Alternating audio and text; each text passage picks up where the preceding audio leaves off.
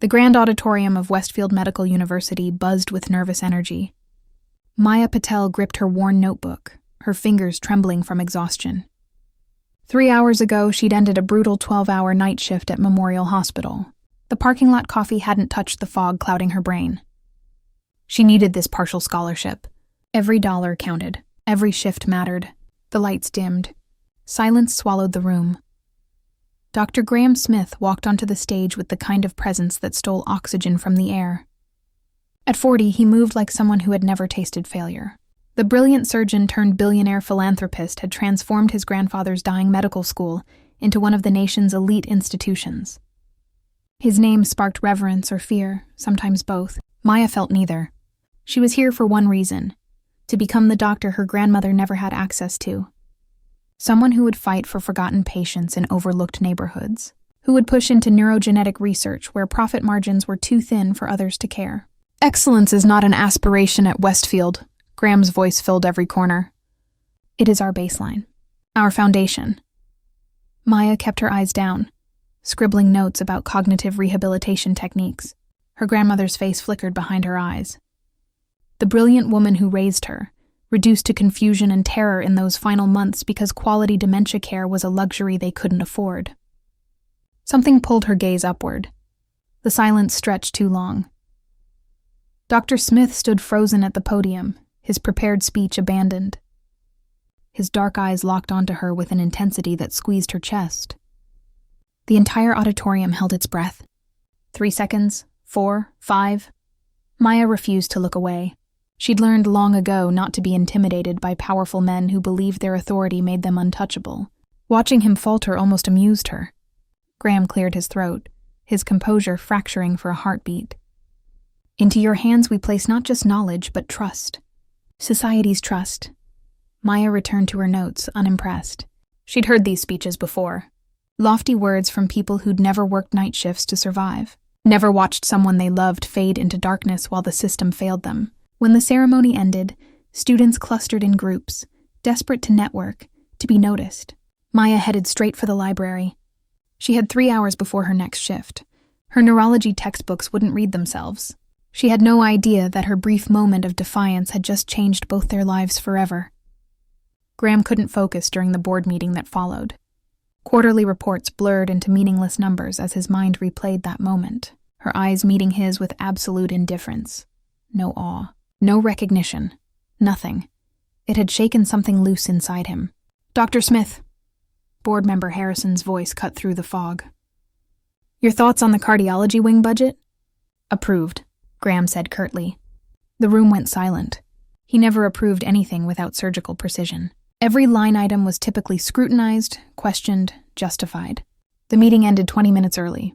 In his corner office, surrounded by floor-to-ceiling windows overlooking the campus he'd built from ash and ambition, Graham pressed his fingers against his temples. Robert, his assistant, appeared in the doorway. The student in the third row, ISIL seat, dark blue blazer. Graham's voice was steady. Find out everything about her. Robert's expression remained professionally neutral, though his eyebrow lifted slightly. In 8 years of working together, Graham had never shown interest in individual students beyond their potential to enhance the university's reputation. Of course, sir. Anything specific you're looking for? Graham stared out at the campus, at the students moving like ants below. Everything. By evening, a file sat on his desk. Maya Patel, 26, partial scholarship recipient, top of her undergraduate class, working 40 hours a week as a patient care technician while maintaining a perfect GPA. Research focus: neurogenetic approaches to dementia prevention in underserved populations. Raised by her grandmother after her parents died in a car accident when she was 8. Grandmother deceased from dementia 3 years ago. Graham read the file 3 times. He told himself it was professional interest, a talented student worth monitoring. But when he closed his eyes that night, all he could see was the way she'd looked at him. Like he was nothing. Like he was just another man in a suit making promises he'd never keep. It had been years since anyone looked at him like that. He wanted to know why. 2 weeks passed before Graham manufactured a reason to see her again. The research symposium was invitation only, reserved for faculty and select graduate students. Maya Patel had no business being there, but Graham made a single phone call, and suddenly there was an opening for exceptional first years to present preliminary research proposals. He watched from the back of the lecture hall as she took the stage. Dark circles shadowed her eyes. Her blazer was slightly rumpled. She'd probably come straight from another shift. Neurogenetic interventions for Alzheimer's prevention in low-income communities, Maya began, her voice steady despite the room full of professors and researchers. Current treatments are prohibitively expensive, creating a healthcare gap that disproportionately affects marginalized populations. My research proposes a community-based model, utilizing gene therapy trials in partnership with public health systems. She spoke for 12 minutes. No notes, pure passion and precision. The questions that followed were brutal. Dr. Chen from neuroscience tried to dismantle her methodology. Professor Williams questioned her understanding of genetic markers. Maya deflected each challenge with grace and data, never faltering. Graham said nothing until the end. Miss Patel. His voice silenced the room. Your proposal assumes pharmaceutical companies will cooperate with community health systems at reduced profit margins. What makes you think they'd agree to that? Maya's eyes found his across the crowded hall. Recognition flickered there for the first time. They won't, she said simply. Not unless someone with actual power and influence decides patient outcomes matter more than quarterly earnings. But I'm not naive enough to believe that person exists in this room. A few sharp inhales. Someone coughed. Graham felt something hot and dangerous unfurl in his chest. Then your research is fundamentally flawed, he said, walking slowly down the aisle toward the stage. Built on a fantasy of altruism that doesn't exist in modern medicine. Or, Maya countered, her chin lifting, it's built on the belief that the system is broken and people like you have the power to fix it, but choose not to. The room went deadly silent. Graham stopped at the foot of the stage, looking up at her. She didn't flinch. My office tomorrow, 9 a.m. It wasn't a request. Maya almost didn't go. She had a physiology exam to study for and a shift starting at noon, but curiosity won, or maybe it was anger. She wasn't sure anymore. Graham's office occupied the entire top floor of the administration building. Floor-to-ceiling windows, minimalist furniture, the subtle scent of expensive coffee. A space designed to intimidate. He stood by the window, hands in his pockets, watching the campus below. You think I'm the villain in your story, he said without turning around. Maya stayed by the door. I don't think about you at all, Dr. Smith. He turned then, and something in his expression made her pulse quicken. Not fear, something else. You should. He crossed the room slowly, deliberately. Because I'm going to fund your research. Maya blinked. What? $20 million. Full funding for a 5-year study. Complete autonomy over your methodology. Partnership with 3 community health systems of your choosing. The room tilted. Why? Because you're right. Graham stopped 3 feet away, close enough that she could see the flecks of gold in his dark eyes. The system is broken, and I've been complicit in that brokenness. Maya's hands clenched at her sides. I don't want your guilt money. Good, because that's not what this is. He pulled a folder from his desk, handed it to her. My grandmother had dementia too. Died when I was 15. I watched my mother spend everything we had trying to give her decent care. It wasn't enough. Maya opened the folder. Contracts, budget proposals, partnership agreements already drawn up with shocking detail. I don't understand. You reminded me why I became a doctor in the first place, Graham said quietly. Before the money, before all of this, I became a doctor to fix things that were broken. Maya looked up at him, searching his face for deception, for the catch. There are conditions, aren't there? There's always conditions with men like you. One condition. His jaw tightened. You have dinner with me tonight. That's inappropriate. You're basically my employer now. I'm not your employer. I'm your research partner, and I'm asking you to dinner as someone who wants to know the woman brave enough to call him complicit in front of a room full of academics. Maya should have said no, should have walked away, but something in his voice, in the way he looked at her like she was a puzzle he desperately needed to solve, made her pause. One dinner, she heard herself say, and if you're playing some kind of game with me, I will burn your funding and your reputation to the ground. Graham smiled for the first time since she'd met him. It transformed his entire face. I'd expect nothing less. The restaurant was exclusive, the kind of place Maya had never been able to afford. Graham had requested a private corner table, away from prying eyes. "Tell me about your grandmother," he said after they'd ordered. Maya's fingers tightened around her water glass. "Why?" "Because I think she's the reason you're doing all of this, and I want to understand." Something in his directness disarmed her. For 2 hours, they talked about loss and medicine, and the ways the system failed the people it was supposed to serve. Graham told her about building his fortune, about the compromises he'd made, the idealism he'd buried. "I became the thing I hated," he admitted, his voice rough. "Efficient, profitable, cold." "You don't seem cold to me," Maya said before she could stop herself. His eyes locked on hers, intense and burning.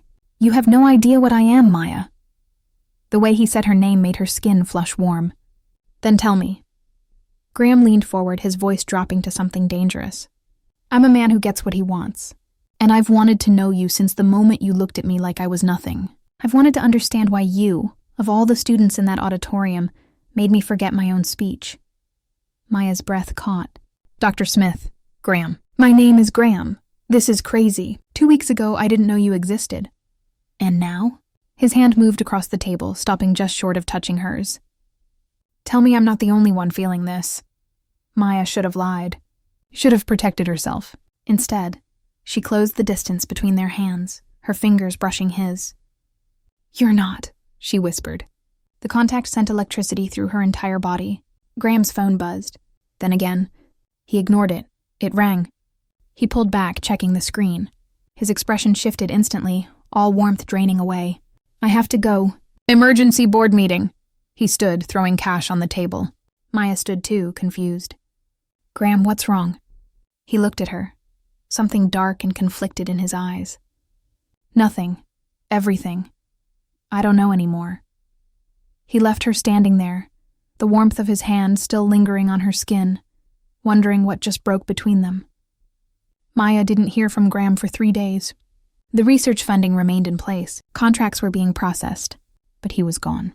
No calls, no messages. Like that night had never happened. She told herself it was better this way. Professional, clean. But her traitorous heart disagreed every time she remembered the way he'd looked at her across that dinner table.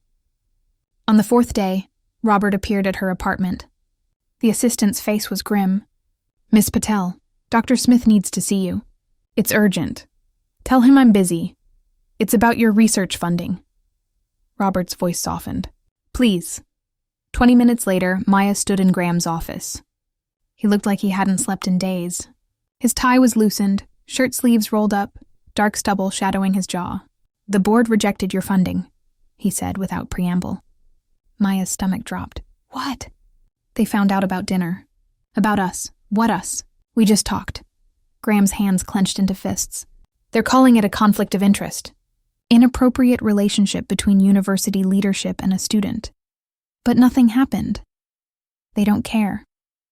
His voice was bitter. "Someone leaked photos from the restaurant. They're saying I'm showing favoritism, that the funding was never about your research." Maya felt the ground shift beneath her feet. "Who would do that? Does it matter?" Graham turned away, staring out the window. "The damage is done.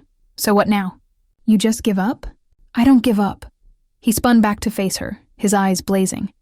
"But I won't destroy your future because I couldn't keep my distance." "What are you saying?"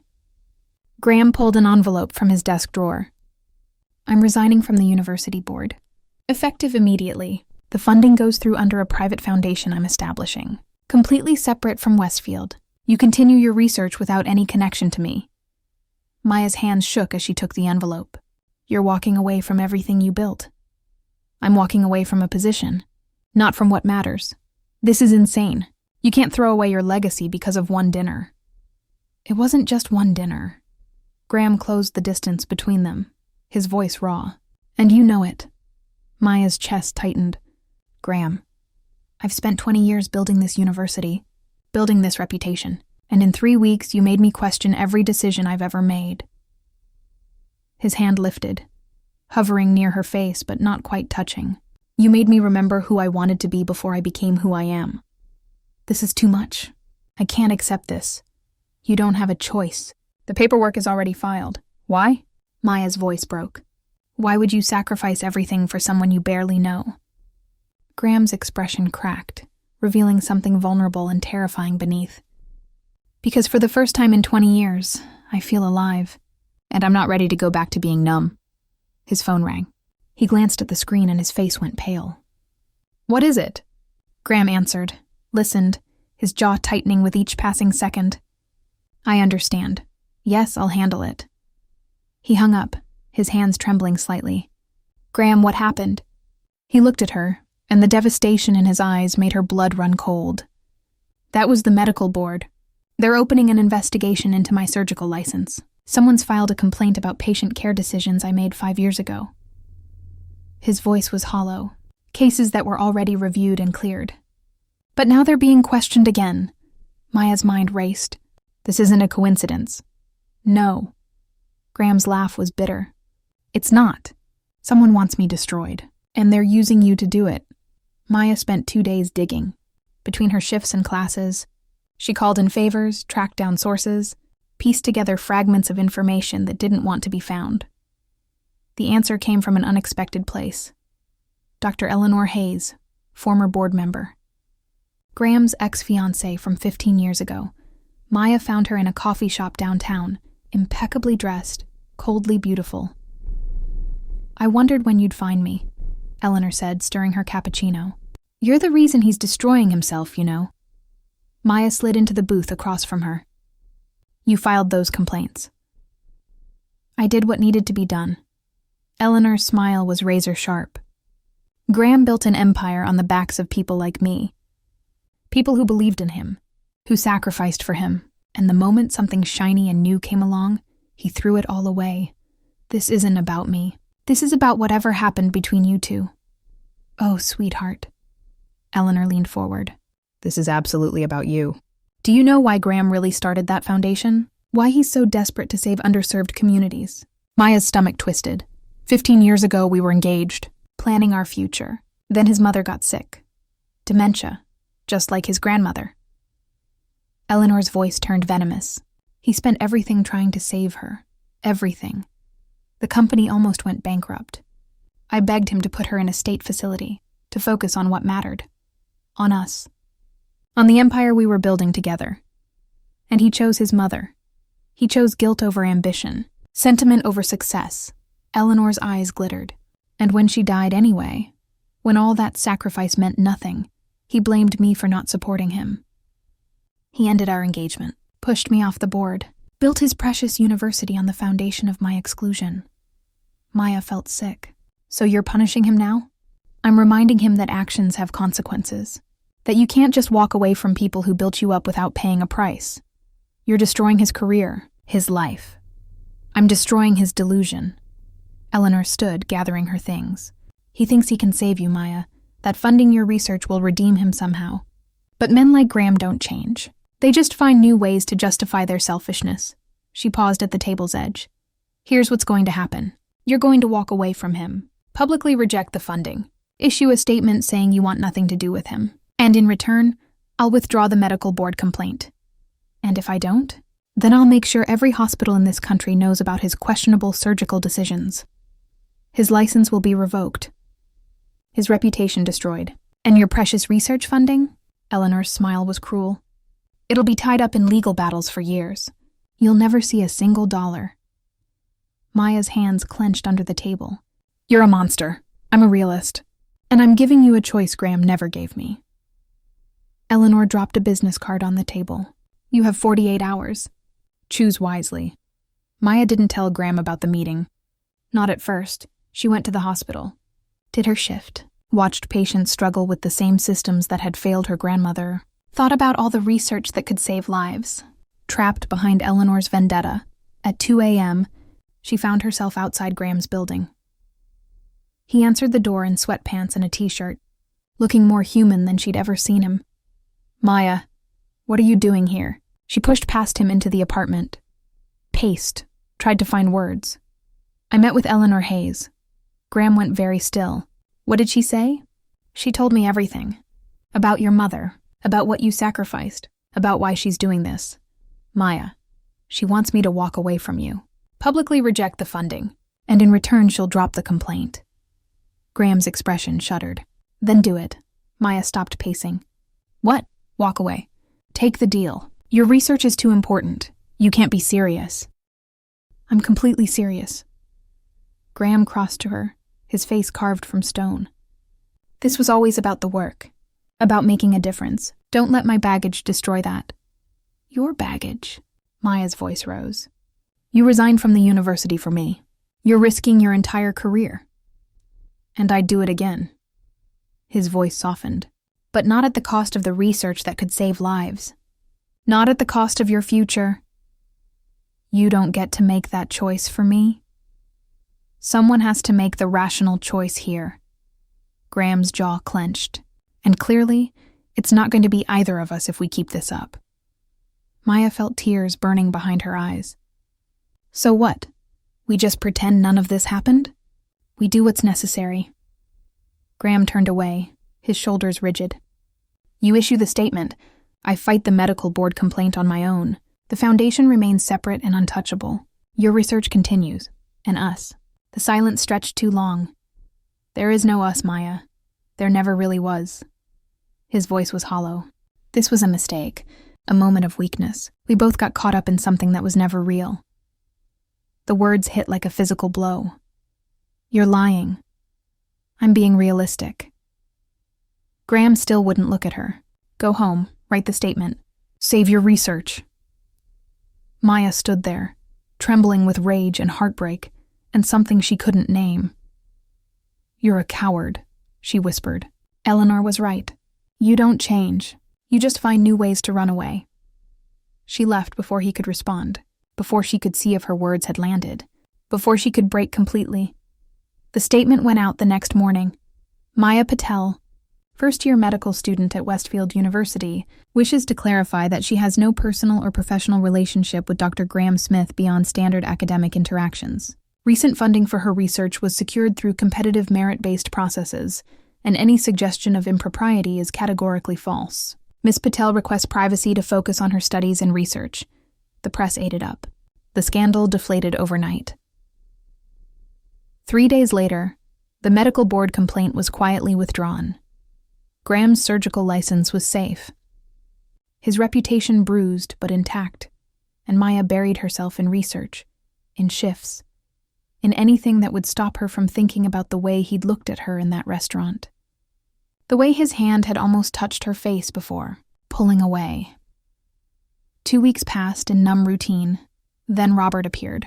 At her apartment again. Miss Patel, you need to come with me. Now, the urgency in his voice made her grab her coat without question. What happened?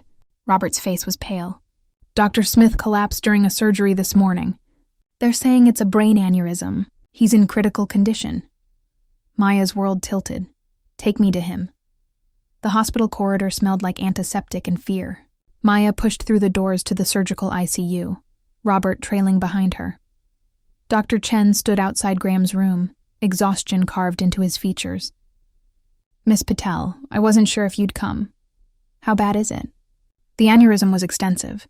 We managed to clip it, but there's significant swelling. The next 48 hours are critical. Dr. Chen's voice dropped.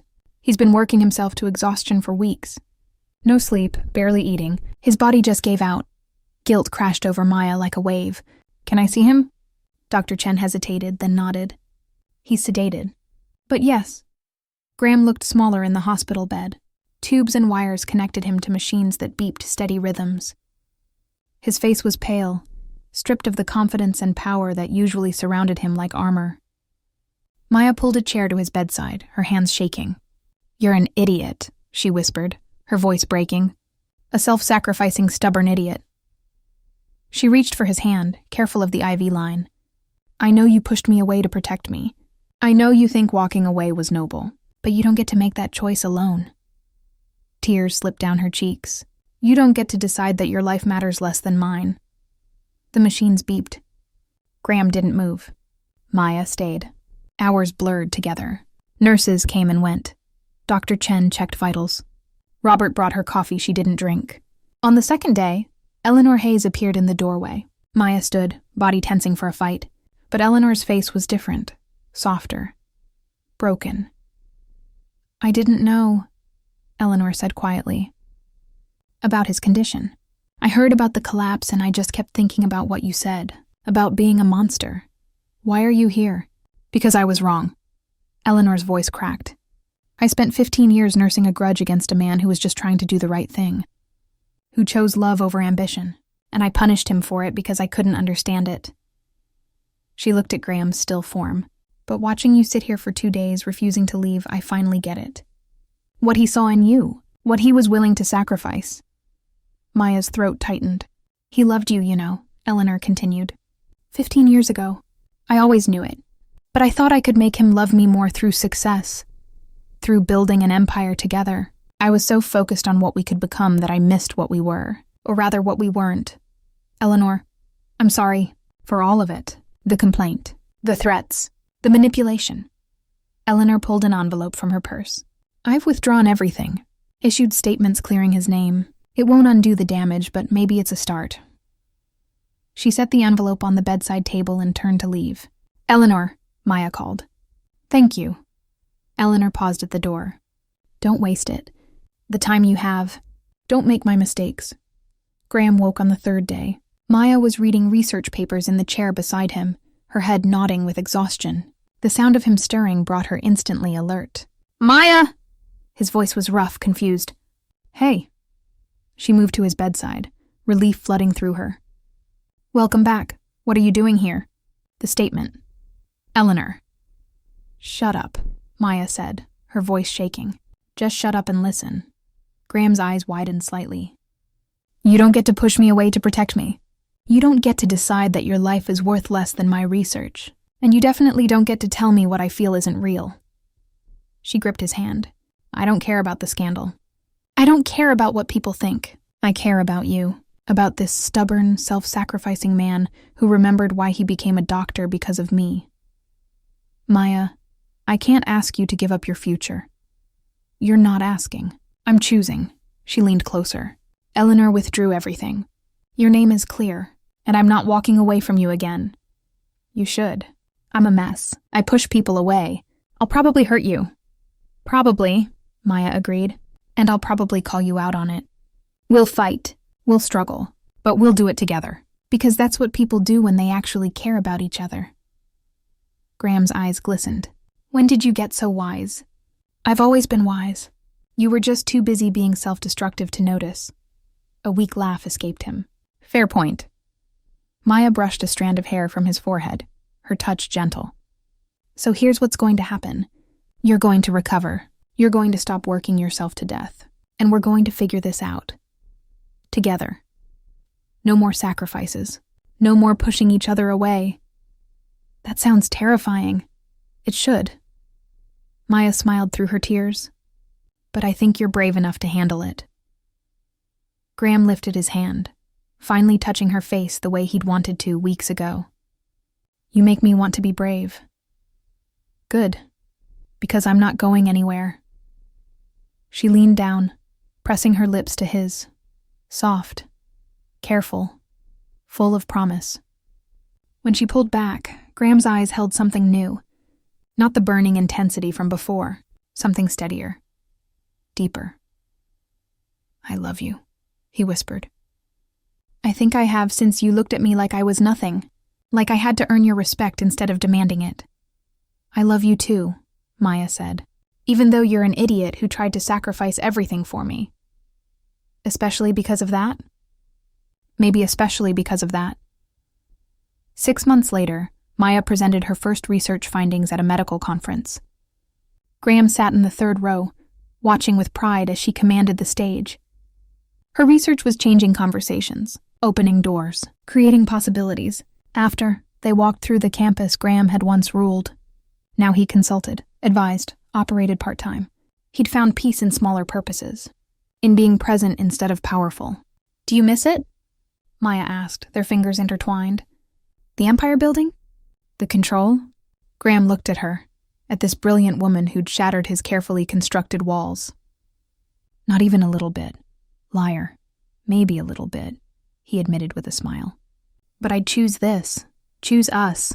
Every single time. Maya leaned her head on his shoulder as they walked. Good answer. Around them, medical students rushed to classes.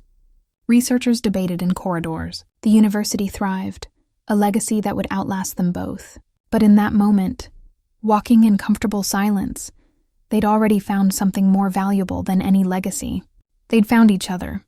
And sometimes that was revolution enough. The end.